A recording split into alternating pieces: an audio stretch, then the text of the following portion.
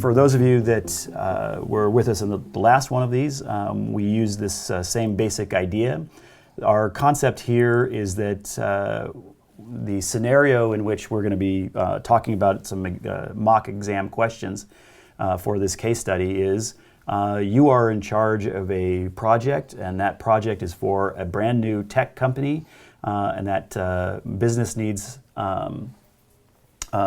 this tech company will have administration, financial issues, marketing, it'll have a prototyping area. So it's a tech company, it's a couple floors.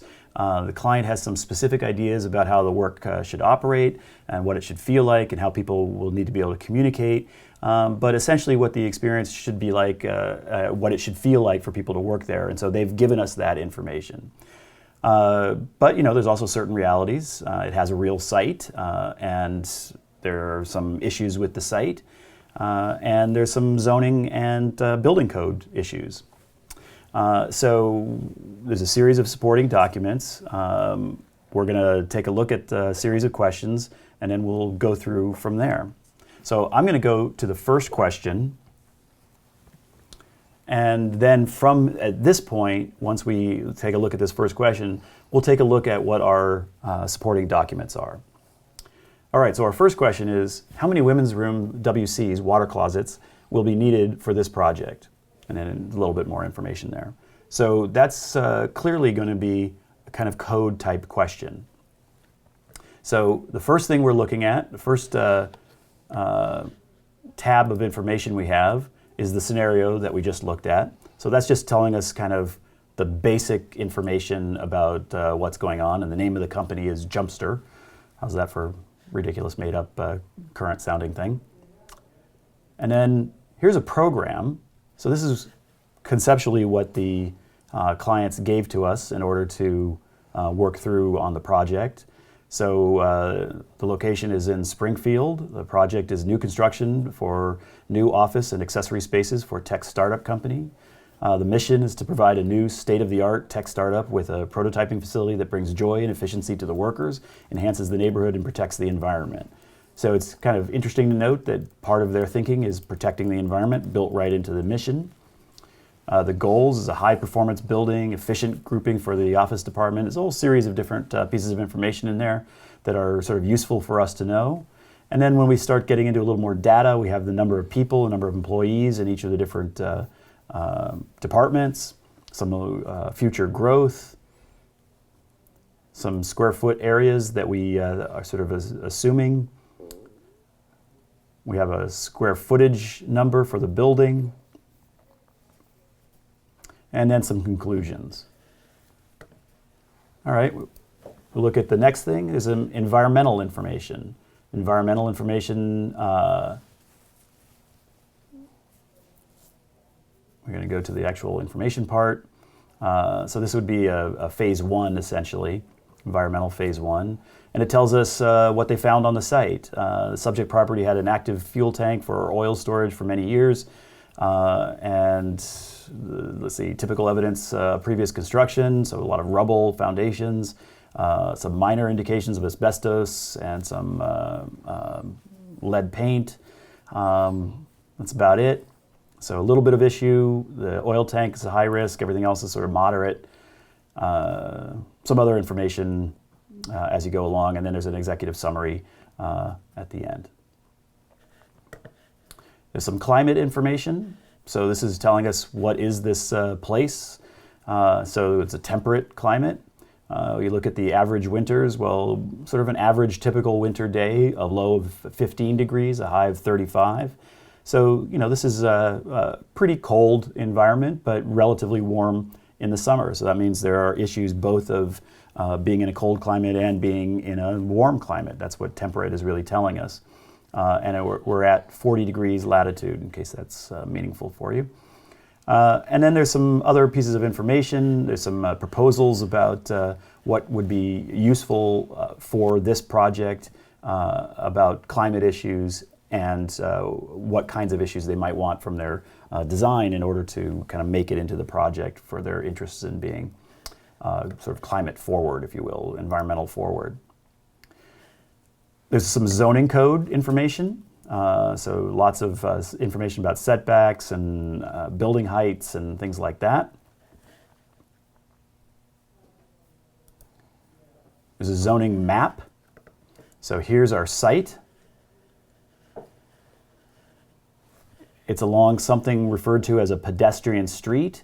If we actually had read through the zoning code, we would have seen a number of references to the idea of the pedestrian street. That just means it's one of the important streets of that particular city, and that they have extra rules about that type of street. It'll have different parking issues, it'll have different frontage issues, a whole series of things.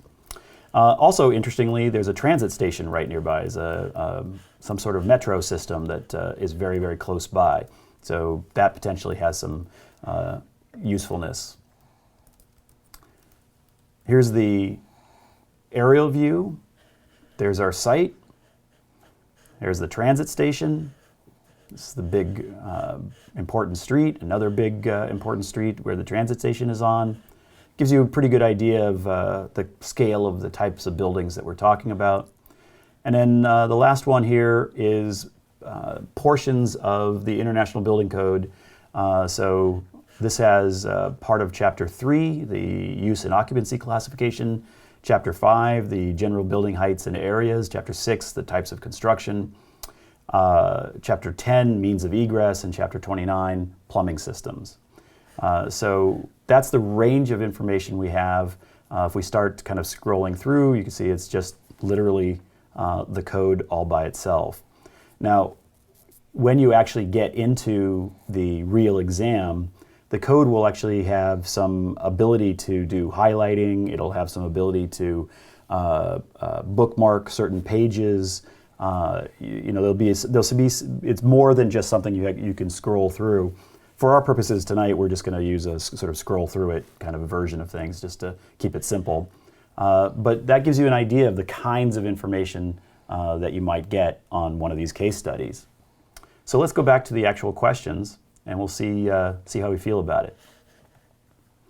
So the first question, as we said, was how many women's room WCs, water closets, toilets, will be needed for this project? So there's a couple of numbers here. It mentions 50,000 square foot gross, but then it also tells us use 40,000 square feet. And there's various reasons why we've done that, just to kind of keep it simple. But it's telling us right there that we're going to be thinking of this building as 40,000 square feet.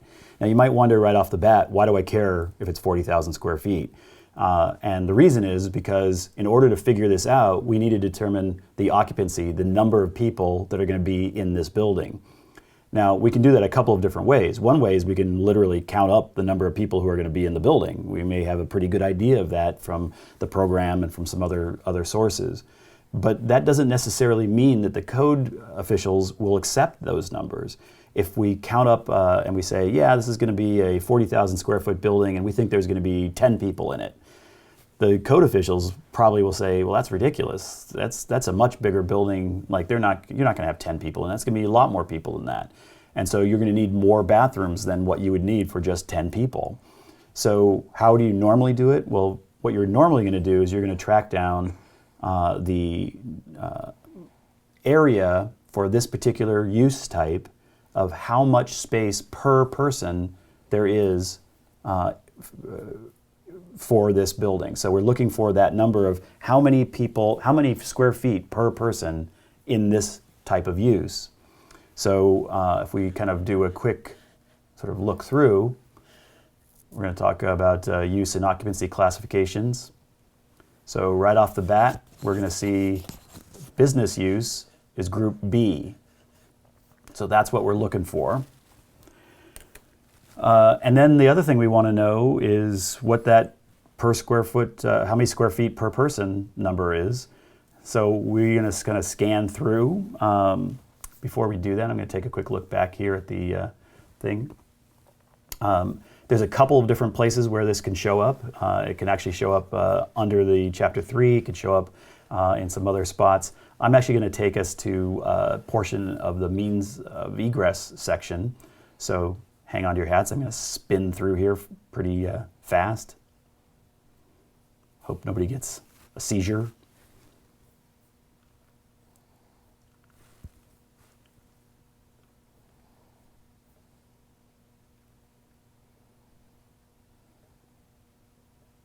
So you can see that this is a lot of potential information. You are not stopping and reading this and going all the way through it. You might kind of stop and sort of understand what all the issues are that are covered in what's here, so you know what you can be looking for. But it's just too much information to go through. So you're going to want to be using the hyperlinks and the bookmarks and all of that. All right, here we are in the means of egress section.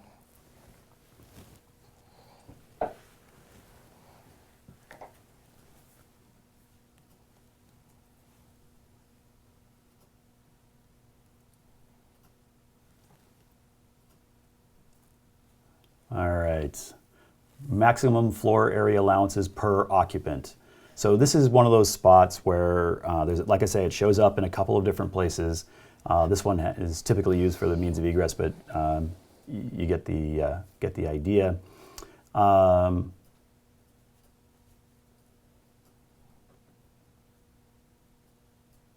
There it is, business areas, 100 square foot per person. So that's a useful number for us to know. So now when we kind of go back here, we can start thinking about, all right, it's 100 square foot per person. We have a 40,000 square foot number for our calculation.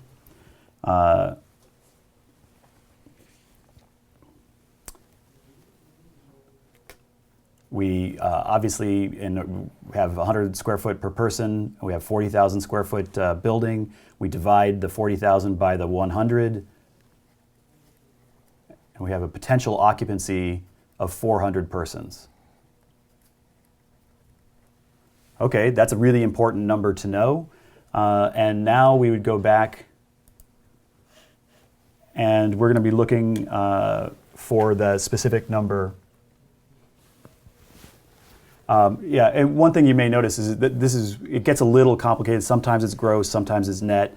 That's why I specifically said in the question, use 40,000, because I wanted to make sure that you were using that number and not getting complicated, because it's actually a little complicated through that. And they will make it very clear in those cases which way you're going to be using that. So now we're going to go all the way towards the end and look at the plumbing numbers. So this is a big, long document, so it'll take me just a second. We won't be doing this all night here. We need to get you some scrolling music. Yeah, we do need some scrolling music. Maybe playing the violin or something. I guess we'll take requests in the question box. All right. All right, here we're in Chapter 29, Plumbing Systems. Minimum plumbing facilities, minimum number of required plumbing fixtures. There we go. All right, so here's our classification. Here's our number of WCs, water closets. So here we are in assemblies. Well, that's interesting, but not useful for us. So we keep scrolling down until we get to something useful. Whoop, there it is, business. So we're in a B, business category. And here it is. This is the section that's talking about the WCs. You can see right up there if I put it there. So in these other ones, they divided the male and the female separately. This one is all together. And what it's telling us is 1 per 25 for the first 50. So in other words, 2 for the first 50. And then 1 per 50 after that. So if we kind of think of that as 400 people, and we say, all right, just to make it easy, what I'm going to say is let's divide that by 50 and then add 1, because that's essentially the same thing. So I'm going to say 400 divided by 50 equals 8. And then we have to add that other one that was in the beginning, and we have 9. So our answer is 9. Wait a minute. No, it isn't. And this is the reason I make this big play on this, is because this is a classic NCARB little flip in the situation. 9 is our total number. So 9 is the total number of WCs. So we would divide that in half, because it's questions about women.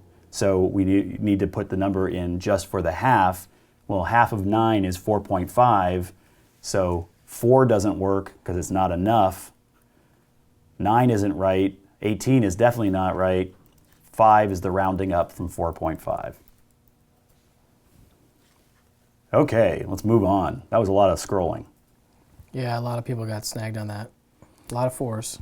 Yeah, and that's one of those things, you're always taking the worst case scenario. There's actually ways that you could answer 4 and it'd be correct.